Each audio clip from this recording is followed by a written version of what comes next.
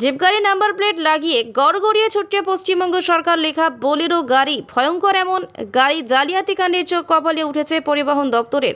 চাঞ্চল্যকর ঘটনার ছবি ধরা পড়ল বৃহস্পতিবার পূর্ব বর্ধমানের জামালপুরের বিডিও দপ্তরে। জালিয়াতিদের খপ্পরে পড়ে মোটা টাকা খোয়ানোর ঘটনা হামেশাই শোনা যায়।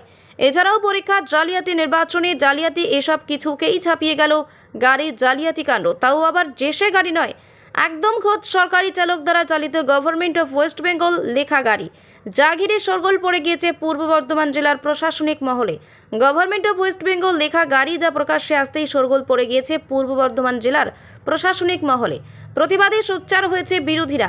সাদা যে 4 চাকা গাড়িটি নিয়ে শোরগোল পড়েছে, সেই গাড়িটি রক্ষাকর্তা জামালপুরের ডেভেলপমেন্ট অফিস গাড়ির সামনে এবং পেছনে উভয় জায়গায় লাগানো রয়েছে গাড়ির নাম্বার প্লেট, যার নাম্বার হলো W3Z2585। গাড়ির নাম্বার এবং পেছনে বড় বড় অক্ষরে লেখা রয়েছে গভর্নমেন্ট অফ ওয়েস্ট বেঙ্গল, যা দেখে বোঝার উপায় নেই গাড়িটি সর্বাংশ জালিয়াতিতে ভরা। জামালপুর বিডিও অফিসে গেলেই এই গাড়িটি দেখা যায় এবং সেই গাড়ির সরকারি চালক অনিল মুর্মু, যে গাড়িটি করেই জেলার বিভিন্ন সরকারি প্রশাসনিক কর্মক্ষেত্রে যাওয়ার জন্য ব্যবহৃত হয়। বিডিও অফিসে অন্দরমহলে খোঁজখবর নিয়ে জানা যায় যে একদা জামালপুর বিডিও অফিসের জন্য বরাদ্দ ছিল 2টি জিপ, তার মধ্যে একটি গাড়ি বিকল হয়ে যাওয়ার কারণে অনেকদিন আগেই সেটিকে কাটাইয়ে পাঠিয়ে দেওয়া হয়। ওই জিপ গাড়িটির পরিচিত এখন শুধুমাত্র জামালপুর বিডিও অফিসের পুরনো নথিতেই রয়েছে।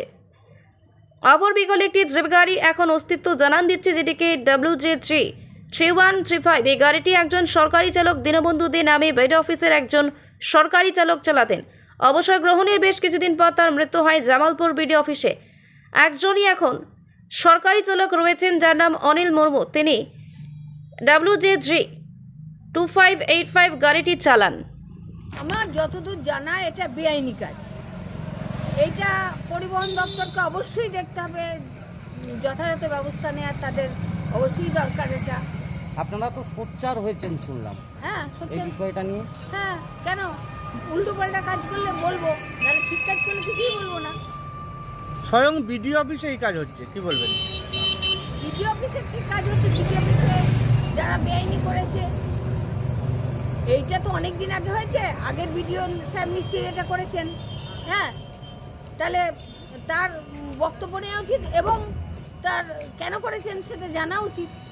আপনারা কি পূর্ণাঙ্গ তদন্তের দাবি করছেন? অবশ্যই, এরকম বেআইনি কাজ তো কত হচ্ছে, এগুলো তো তদন্ত হওয়ার দরকার আছে। বেআইনি কাজ হবে কেন? আপনার নাম পরিচয়? আমার নাম ভারতী ঘোষাল। পরিচয়? পরিচয় হচ্ছে আমি ভারতের কমিউনিস্ট পার্টির মার্ক্সবাদী বর্ধমান জেলা কমিটির সদস্য।